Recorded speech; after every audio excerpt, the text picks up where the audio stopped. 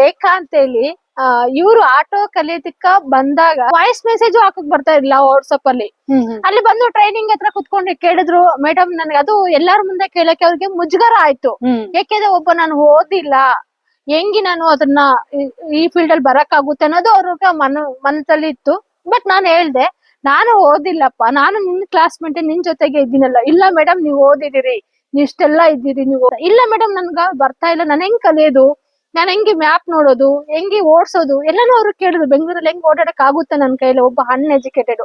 ಅವ್ರ ಮೈಂಡ್ ಅಲ್ಲಿ ಏನಿತ್ತು ಅಂದ್ರೆ ಒಂದು ವಾಟ್ಸಪ್ ಅಲ್ಲಿ ವಾಯ್ಸ್ ಮೆಸೇಜ್ ಹೆಂಗ್ ಹಾಕ್ಬೇಕಂತ ಗೊತ್ತಿರ್ಲಿಲ್ಲ. ಬಟ್ ಇವತ್ತು ಆಟೋ ಡ್ರೈವರ್ ಆಗಿದ್ದಾರೆ. ತುಂಬಾ ಖುಷಿ ಆಗ್ತಾ ಇದೆ ನನಗೆ ಇವ್ರನ್ನ ನೋಡಿ. ಬಟ್ ವಾಯ್ಸ್ ಮೆಸೇಜ್ ಹಾಕೋತಾಗಿಂದನೂ ಕಲ್ಸಿದೀನಿ. ಡ್ಯೂಟಿ ಮಾಡೋದಂಗೆ, OTP ತಗೊಳೋದಂಗೆ, ಒಬ್ಬ ಕಸ್ಟಮರ್ ಹತ್ರ ನಾವ್ ಯಾವ ತರ ನಾವು ಅವ್ರಿಗೆ ರೆಸ್ಪೆಕ್ಟ್ ಕೊಟ್ಟು ಮಾತಾಡ್ಬೇಕು, ಇವತ್ತು ಅದು ಕಲ್ತು ಈ ಮಹಿಳೆ ನಿಜವಾಗ್ಲೂ ಆಟ ಓಡಿಸ್ತಾ ಇದ್ದಾಳೆ. ಎಲ್ಲಾದ್ರೂ ನೋಡಿದ್ರೆ ನಂಗೆ ತುಂಬಾ ಖುಷಿ ಆಗುತ್ತೆ.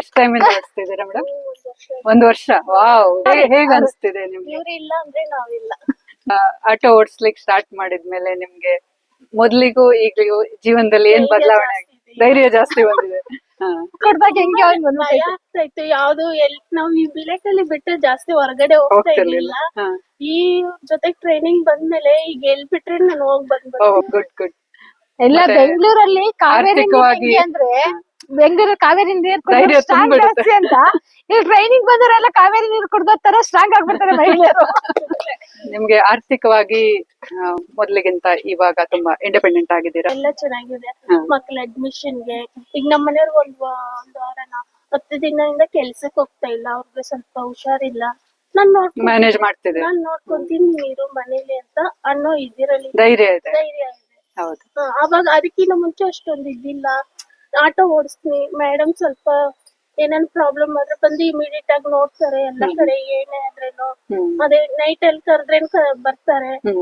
ನಮ್ ಹಿಂದಿಂದ ನಿಮ್ಗೆ ಯಾವಾಗ್ಲೂ ನಾನಿದ್ದೀನಿ ಅಂತ ಒಂದು ಧೈರ್ಯ ಕೊಡ್ತಾರೆ. ಆಲ್ಮೋಸ್ಟ್ ಎಷ್ಟು ಜನ ಟ್ರೈನ್ ಅಪ್ ಮಾಡಿದ್ದಾರೋ ಅಷ್ಟು ಜನಕ್ಕೆ ಅವ್ರ ಬ್ಯಾಕ್ ಬೋನ್ ಅದು.